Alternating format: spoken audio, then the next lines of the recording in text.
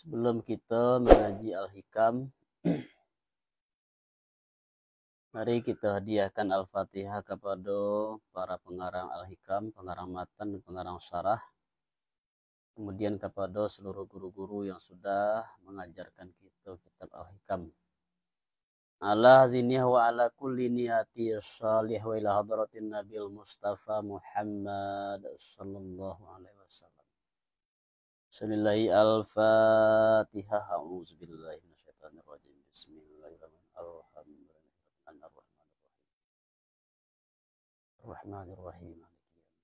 Iyyaka na'budu wa iyyaka nasta'in.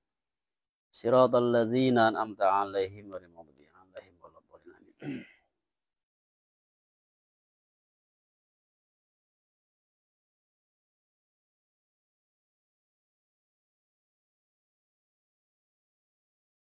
As-salatu taharatu lil qulub min adnasid dzunub wastiftah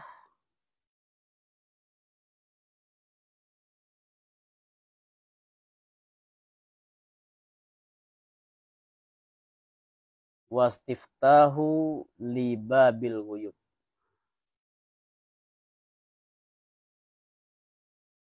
Baramulo sumbayang pada hakikat.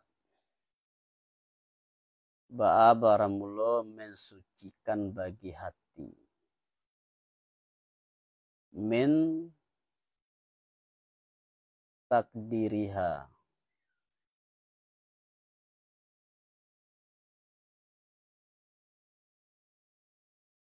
Daripada kekotorannya hati dengan asar.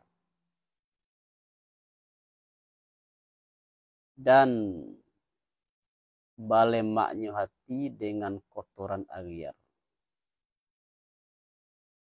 Di kaji kita malam ini masih kelanjutan dari kajian belakang. Nah,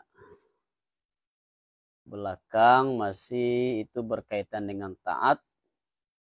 Kemudian taat itu dikhususkan kepada sembahyang.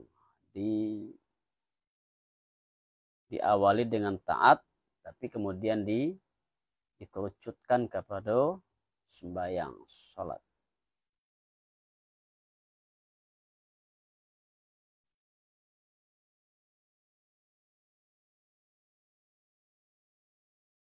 Jadi sembahyang itu kata pengarang, hakikatnya adalah untuk mensucikan bagi hati. Daria disucikan dari kekotorannya hati dengan asar. Atau asar makhluk. Jadi kalau hati asar itu makhluk itu masuk ke dalam hati sadoe atau kotor hatinya tuh.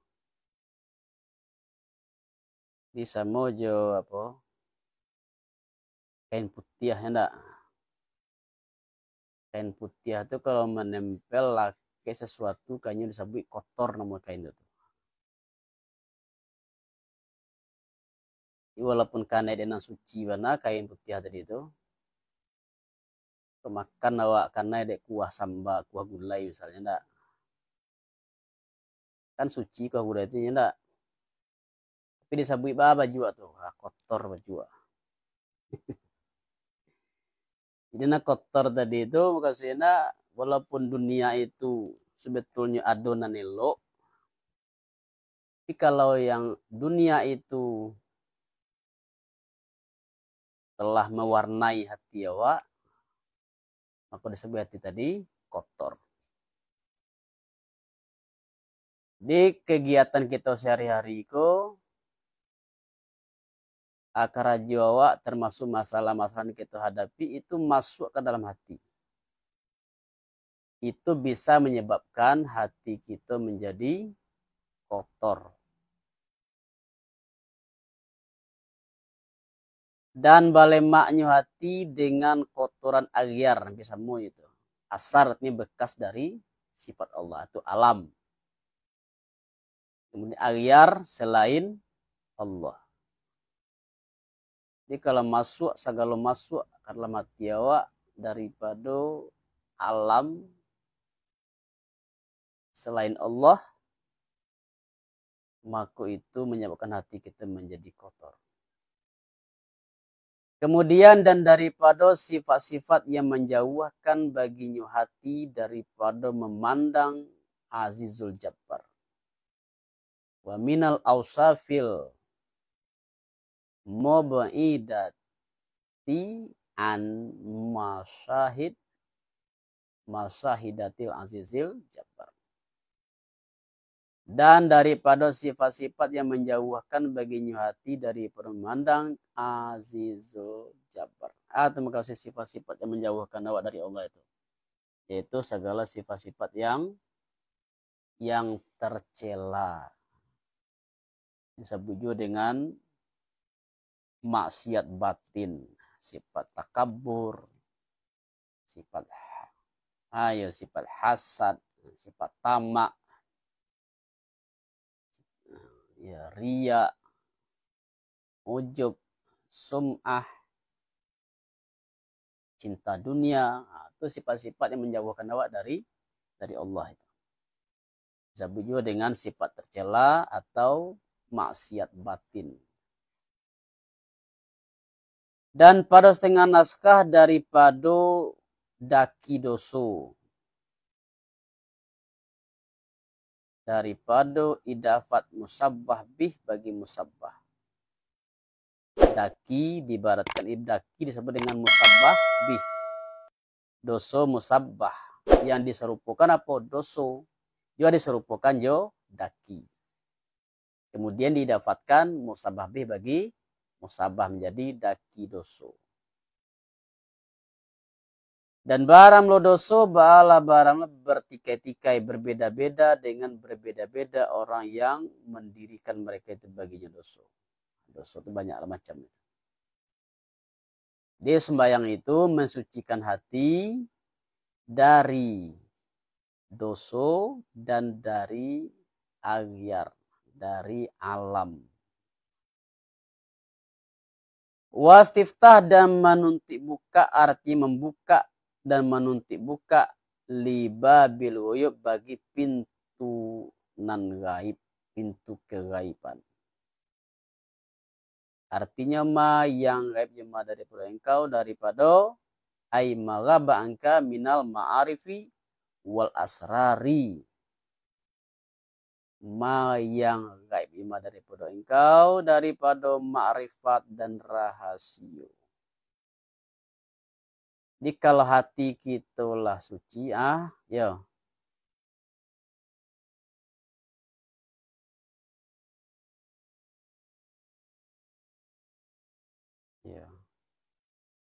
Nah, itu makin bersungguh-sungguh lah.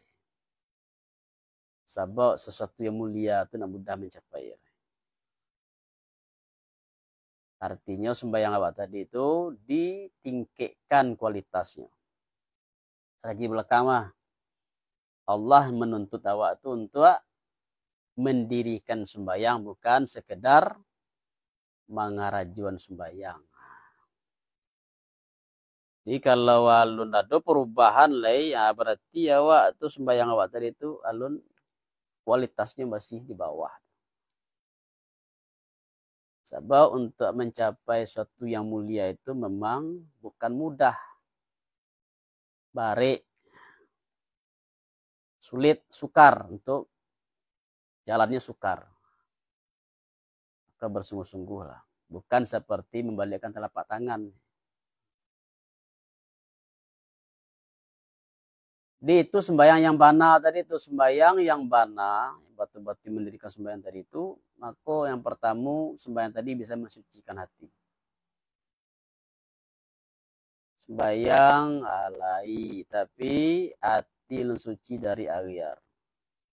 Atau hati suci dari sifat yang tercela tadi itu. Awak suka meninggi je baulai, bukan di bawah awak je sadoy. Itu nama itu takabur. Awak suku je baulai apa arma kau sifat tamak masih ada di hati. Dah hak awak dingin jadi gabu itu. Pak kacawe. Jadi hak orang lain kan berhak awak doh. Pak kacawe yang direkayasa supaya dapat jadi awak. Itu ndak ju.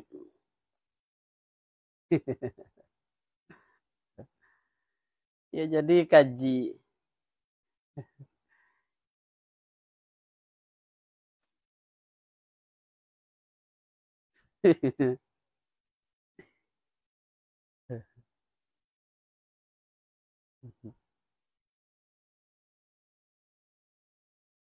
Ya jadi ya orang yang alim kan itu dituntut. Jangan sekedar alim.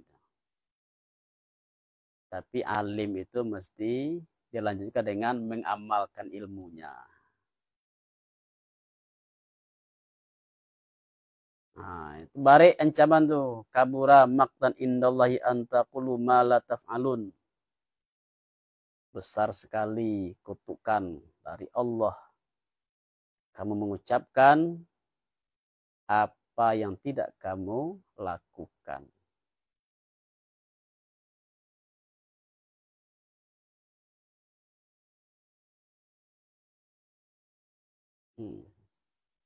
Jadi penting niat.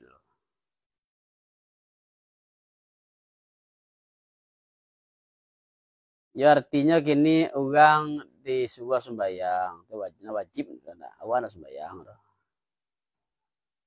Iya, muat. Orang dia tagah lobo coba mulai.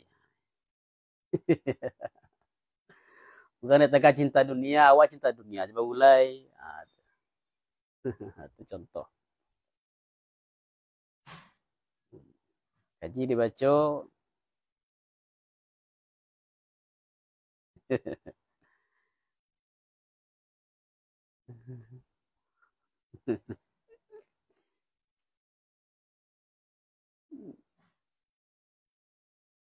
Inya selagi nyo halal yang tamak tu kasui kan hak awak diambil. Hak orang lain diklaim sebagai hak awak tu tamak.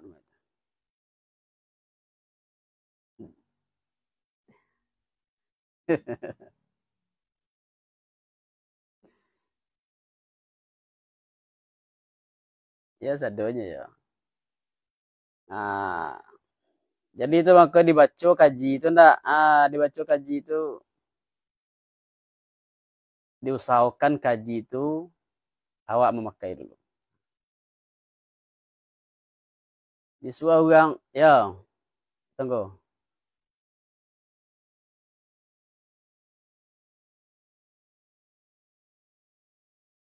Yo kalau menang sunai, ndak usah disampaikan dulu.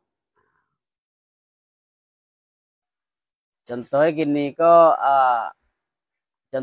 kok, awak menyampaikan kaji tentang contoh gini, rajin baca Quran itu kan, rajin baca Quran. Awak dianjurkan baca Quran, rajin aja baca Quran. Quran itu faedah banyak macam. Nah, kau dapat awak mengamalkan dulu.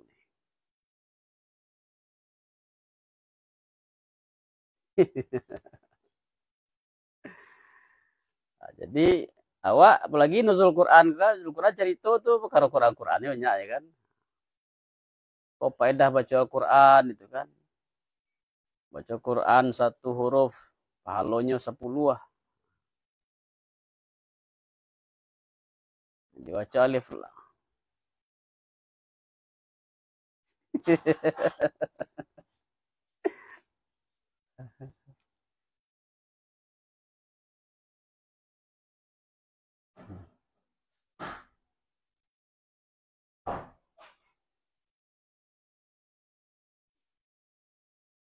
Jadi kalau yang soal kutuak tadi itu maktan itu sebetulnya kan itu berkaitan dengan yang wajib dengan yang haram itu sebenarnya. Jadi kalau yang sunat itu tuh tidak masuk sampai kutuak benar tuh. Tapi sebaiknya. Contoh gini, awak bicara tentang riba, bukan ditagah riba. Riba itu tidak boleh itu macam. Awak sendiri masih terlibat dengan riba. Ah, itu karena ya.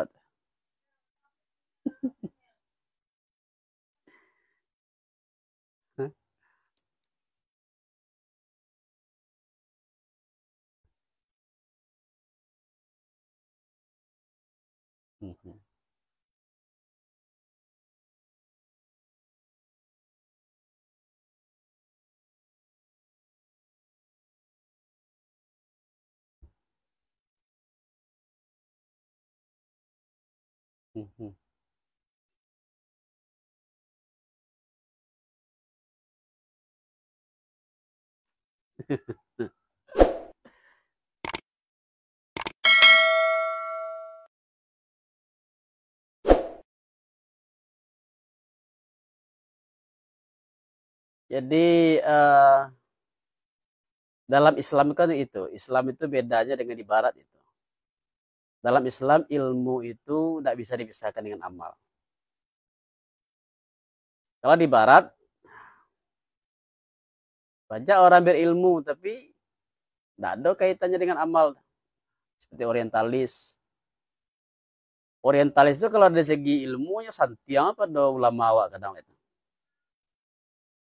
Tapi kadang-kadang mereka sendiri, mereka kadang tidak beriman. Nyomahinya ada yang mengarang kitab, misalnya ada yang mengarang tentang ilmu hadis. Satu set tuh karangannya, satu judul tuh kadang 30 jilid, wah hebat itu enggak. Tapi nyo sendiri enggak beriman. Nah, itu dalam Islam tidak bisa dikatakan ulama. Jadi ulama dalam Islam itu orang alim yang mengamalkan ilmunya. Orang alim yang dipakai ilmu tadi itu, tidak sekedar ilmu aja doh. Jadi Imam Syafi'i, bulan puasa baga kalinya khatam Al-Quran. 2 kali saya tidak. Itu sade dalam sembahyang. Sade dulu.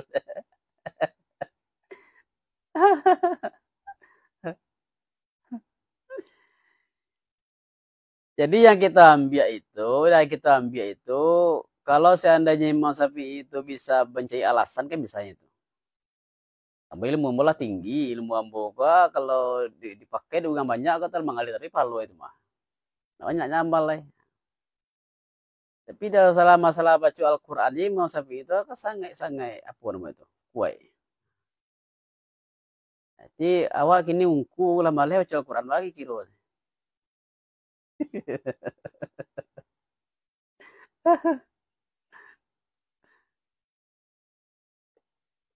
Iya. Nah, ya para imam itu Imam Syafi'i sembahyang sunnah. Malam bagi tiga mah, malam sepertiga malam untuk badai, sepertiga untuk ilmu, sepertiga untuk lalu. Jadi itu apa dia awak anu itu motivasi lah bagi awak nak. Seklaim Imam Syafi'i tak ilmunya yang tinggi, memujudahid, masih menganggap penting terhadap amal. Jadi kita ulang kaji kapan balik tadi, sembahyang tadi mensucikan bagi hati dari segala sifat yang tercela dan dari agyar, dari alam. Sebab memang soal mensucikan hati itu barik. Mensucikan hati dari hubud dunia itu dah ratu ci itu loh. Hubud dunia itu termasuk mencintai kedudukan. Kadang-kadang orang lah main bawa buya lewat je buat kalau buya seorang dulu itu ya seorang. Iya abuya.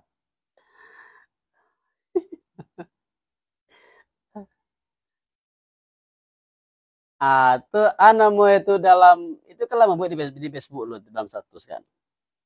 Kalau orang menghargai awak, orang memuliakan itu wajar. Tapi jangan sampai awak membuang diri awak seorang. Membuang diri nama itu. Atau kau dibuat lo kalau awak seh di awal itu kan.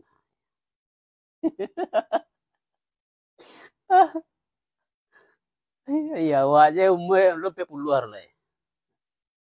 Lah dibuat lo kalau Syekh di awal kan. Buya.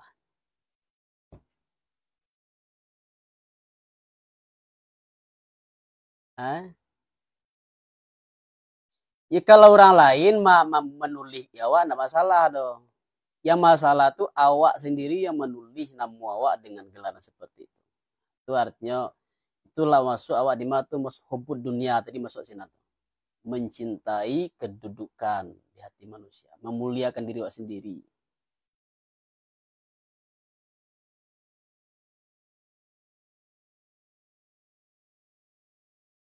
Kalau itu enggak ada, kalau galanan ditetapkan enggak ada. Awak awak dia gala di guru tuangku atau di kampung lah diresmikan di masyarakat galawak malin. Itu enggak ada tulis itu dong. Itu lah tetap itu.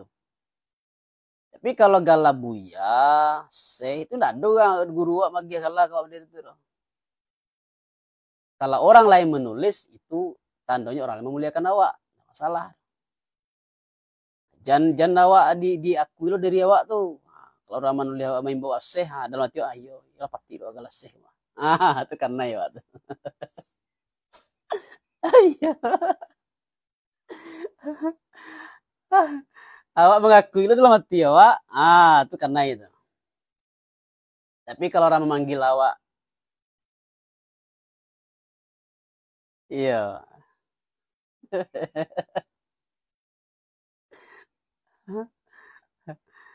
Kayak hati awak kayak hayo lah pasti yang baru pegang seh juga gimana. Ya enggak salah bang.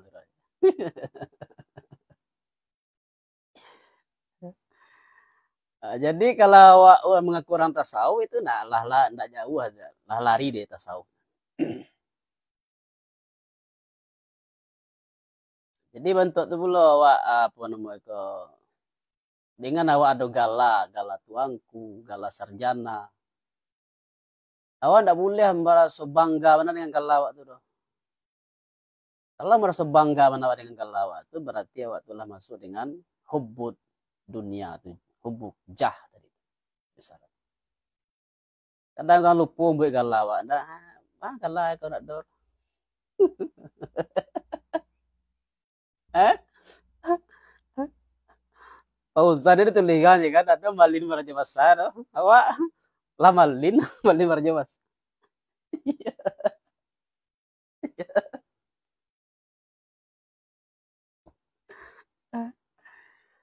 Itulah karena itu. Jadi dengan ada gelar tadi itu biasa-biasa. Gelar itu kan hanya sebagai apa namanya itu tando itu. Awak lah menyelesaikan pendidikan itu. Tidak untuk dibangga-banggakan tuh. Jadi awak jadi tuangku, jadi malin. Tidak boleh awak merasa malu dengan galau itu. Tidak boleh ada. Tidak boleh merasa bangga ada. Biasa-biasa saja. Sedang-sedang saja.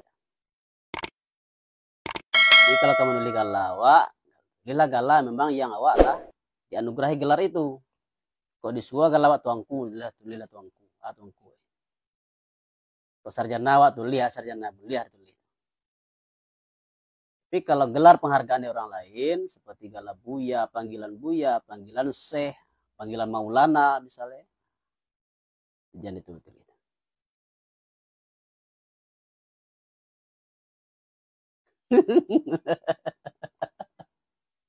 Balik pulang balik mana?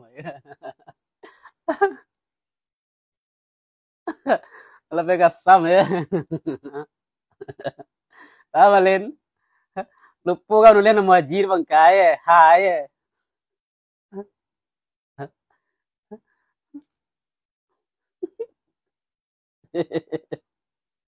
Ika do ha Bangkai ke aja.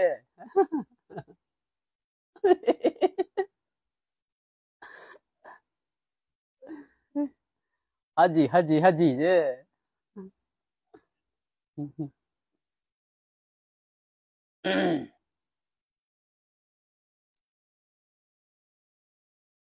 Jadi ya itu tuh awak seorang tahu tuh ya.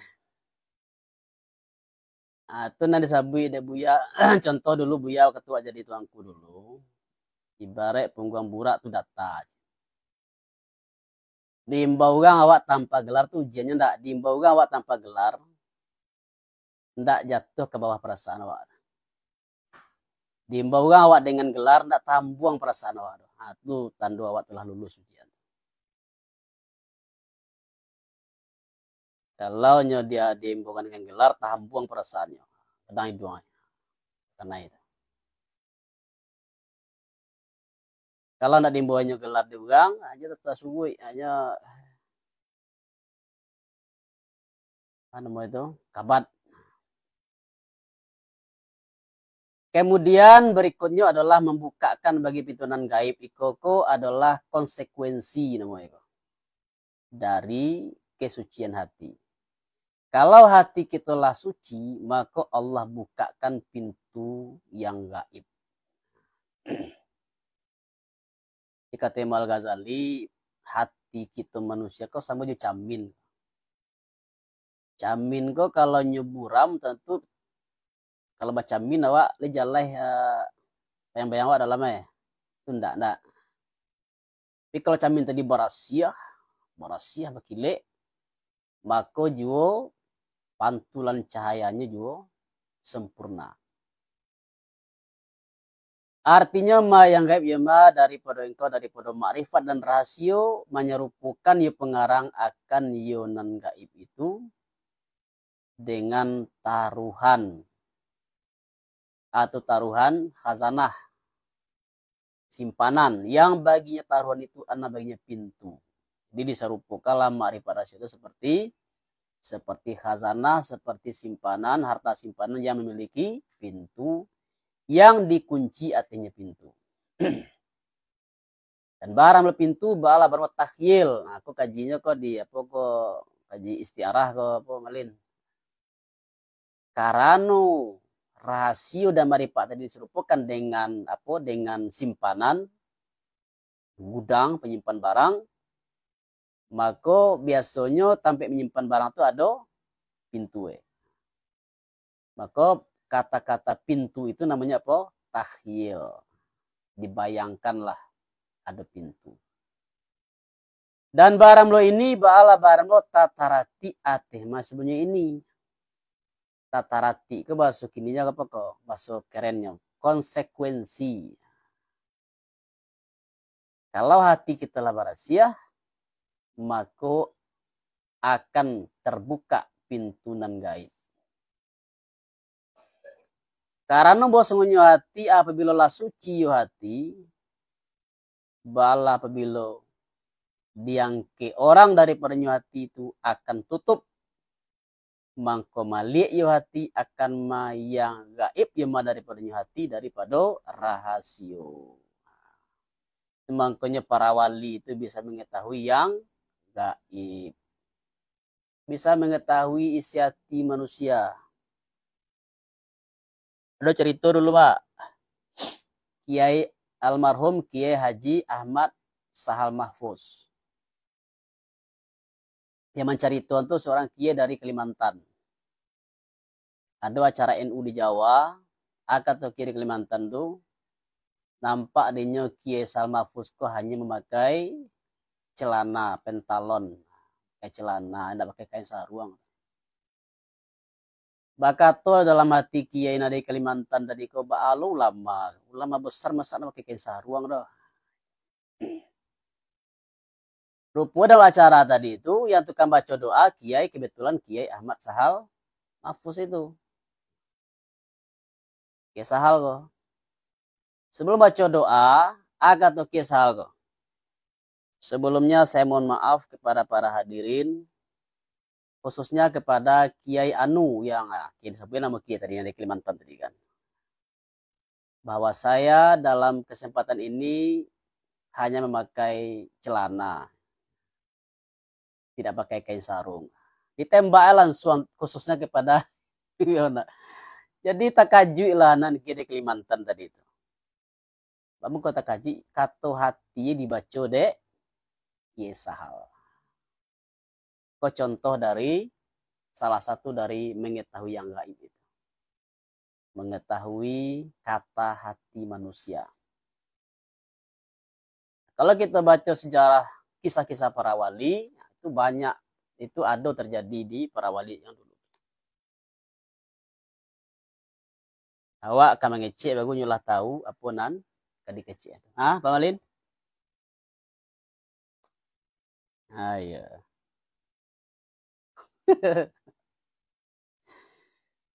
Dia hati-hati ya. Jadi ya, kata hati awak tahu ya. Itu salah satu dari yang gaib. Termasuk juga rahasio-rahasio di alam malakut misalnya. Atau apa-apa yang akan terjadi misalnya. Itu termasuk yang gaib. Lah habis. Kemudian lanjut. Baramlo sembayang. Baramlo tampe munajat. Artinya munajat. Ke panjang. Panjang Allah terus lo. Taruh. Ke bawah apa? Lanjut lah ndak. Kalau lama tempo ndak.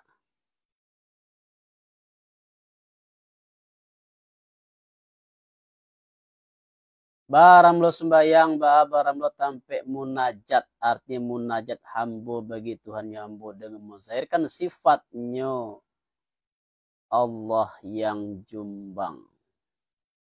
Daripada rahmatnya Allah bagi hambo dan mengasuhnya Allah bagi alam. Orang alam mereka itu. Dan memilikinya Allah akan hari pembalasan. Hinggalah demikianlah daripada sifat dan munajat.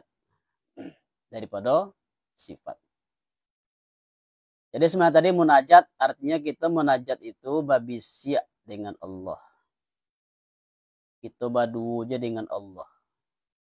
Kita mengakui kekurangan nawa, kaindaan nawa, kefakiran nawa. Dan menyadari, menyebutkan sifat-sifat Allah yang mulia, yang agung. Dan munajat Tuhan bagi hamba. Jadi kalau munajat awak kepada Allah, awak menyebutkan segala sifat-sifat Allah yang mulia. Allah munajat lo kawa kasusnya tu dengan yang menemukan ya Allah atau menjatuhkan ya Allah akan yuma pada rahasianya hamba daripada ilmu wahabiyah dan rahasio irfaniyah. Dia sembahyang tadi itu munajat artinya komunikasi kita dengan Allah, komunikasi dua arah. Kita bermunajat kepada Allah, Allah pun bermunajat kepada kita. Itulah munajat Allah tadi itu dianugerahkan, diletakkan ke dalam hati awak rahasio ilmu wahabiyah dan rahasio irfaniyah. Kemudian sembahyang tadi itu dan tambangan kasih sayang, artinya berkasih kasihan, artinya kasih sayang hamba bagi Tuhan hamba. Dengan berhadapnya hamba kepada Tuhan, dengan kuliahnya hamba. Dan berhadapnya hamba atihnya Allah. Dan barang lo berhadapnya hamba atihnya Allah, barang dengan ilmunya hamba yang zahir dan yang batin. Sehingga tidaklah rusak pada rahasianya hamba. Sehingga tidak masuklah pada rahasianya hamba selainnya Allah. Pernah kaji kita minggu yang lalu tu dayan dia khusyuk ya. Jadi kita sembahyang tadi itu munajat, kemudian tambang kasih sayang. Kita berhadap kepada Allah dengan kuliah, artinya fokus. Ada itu dalam bahasa Inggrisnya mindfulness. Mindfulness itu artinya konsentrasi, penuh pikiran awak, penuh terfokus kepada Allah. Sehingga tidak masuk pada rasionya hamba itu selain Allah, tidak masuk ke dalam hati awak itu selain Allah ketika sembahyang itu. Artinya tidak ada ingatan kita kepada selain Allah. Kemudian dan kasih sayang Allah, kasih sayang Tuhan bagi hamba-Nya Tuhan dengan bahwa memberi karunia ya Tuhan akan ya hamba akan memandangnya Tuhan. Itu cara kasih sayang Tuhan kepada hamba. Dia giahlah karunia hamba tadi untuk bisa memandang Allah dengan hatinya dan melimpahkan ya Tuhan hatinya hamba itu akan karunia-Nya Tuhan dan akan karunia-Nya Tuhan dan kebaikan-Nya Tuhan. Wajudi. fadlahu wa judahu. Dan barang lo ini bala bermasa tinggi-tinggi kasih sayang. Itu yang paling tinggi. Kasih sayang, berkasih kasihan antara Tuhan dengan hamba. Dan barang mulu kurangnya ini barang martabat. Ada di bawah itu martabatnya, derajatnya tentu ada beberapa tingkatan. Wa ala qadri iqbalil abdi yakunu iqbalur rabbi jalla jalalah. Jalla jalalah. Dan ateh kadar berhadap hamba adalah berhadap Tuhan jalla jalalah. Jadi artinya kadar berhadap Tuhan itu kawa tergantung dari kadar berhadap kita kepada Tuhan. Artinya nilai. Bahwa nilai Tuhan itu berhadap kawa sesuai dengan persentase berhadap kita kepada Allah. Kalau separuh 50% baduk kepada Allah, tiwanya 50% itu baduk kawan. Itu dalam pepatah Minang ya nama itu bak aduk bak tari. Bak aduk bak tari. Kalau kita full berhadap kepada Allah, levelnya tinggi, persentasenya 100, maka Allah juga akan berhadap 100% kawan. Jadi kalau ingin awak derajat iqbal atau berhadap Allah kepada waktu tinggi, maka kita harus berusaha juga untuk meninggikan kualitas dari berhadap kita kepada Allah.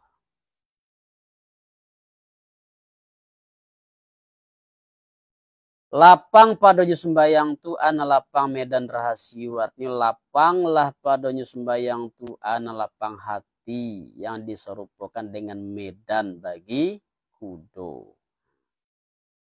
Jadi kalau kita sembayang tu sembahyang bisa melapangkan hati. Kalau kita sampai hati apa ialah sembayang. Jadi kalau lah sembahyang sampai hati lah itu bakal tuan kubasa tadi itu sembahyang tadi berarti belum benar terus. Kalau kita sampai hati bawa sembahyang. Maksudnya itu kalau kita ada problem, ada masalah. Artinya lapang,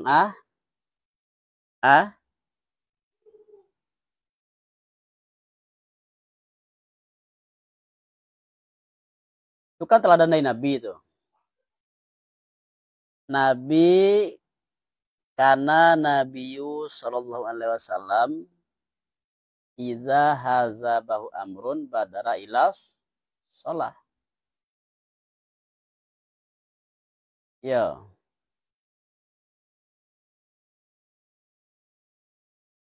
Ya. Tuh ya.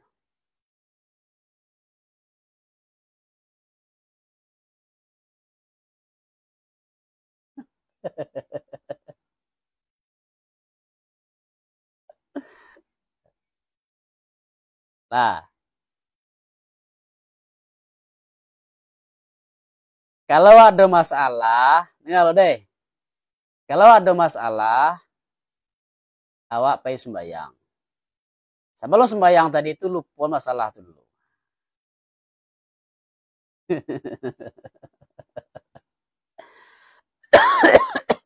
Jadi sebelum sembahyang tadi itu awak lupa satu hari dulu. Awak tadi kan sampai ingin kusuk, sembahyang itu kusuk apa? Ada kusuk tadi itu. Lupakan dunia dan segala isinya.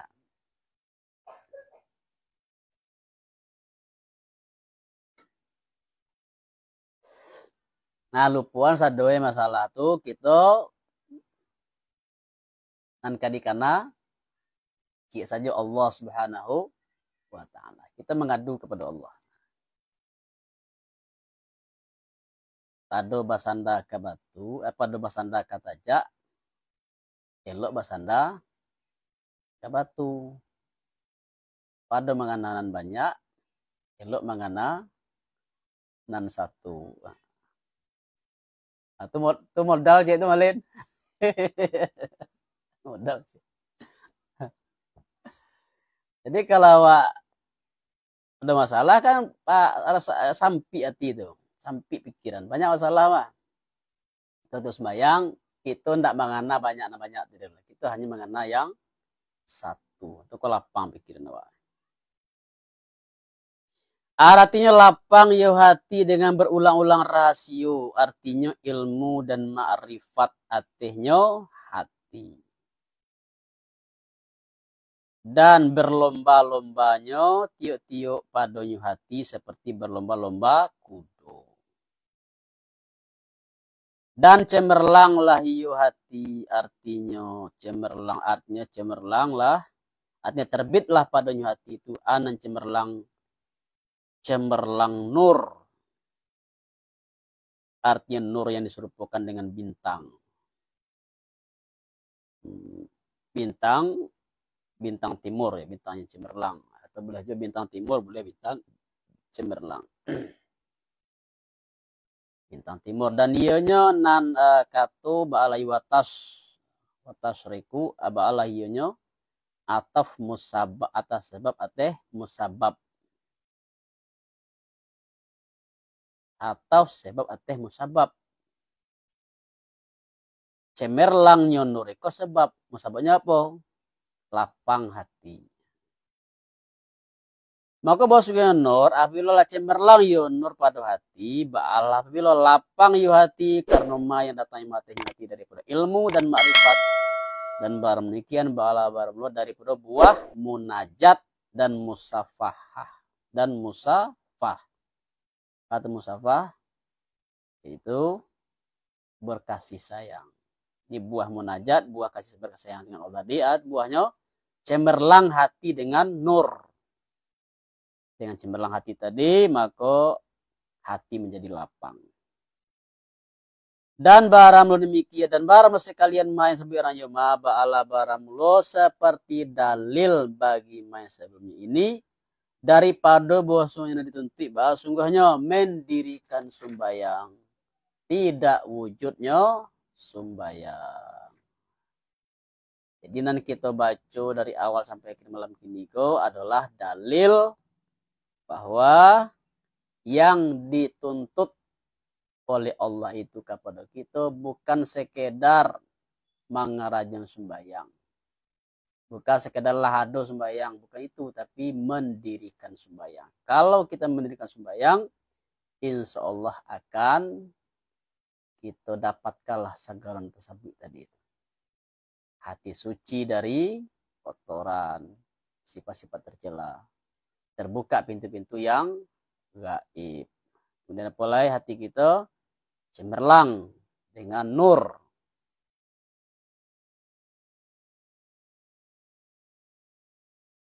Jadi apabila hati itulah telah cemerlang dengan nur, maka hati menjadi lapang. Karena apa?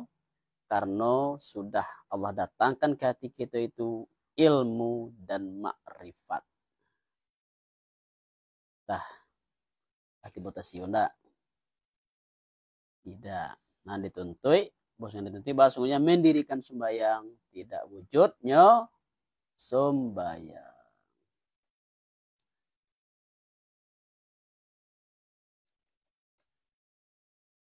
Lah tibotasiun.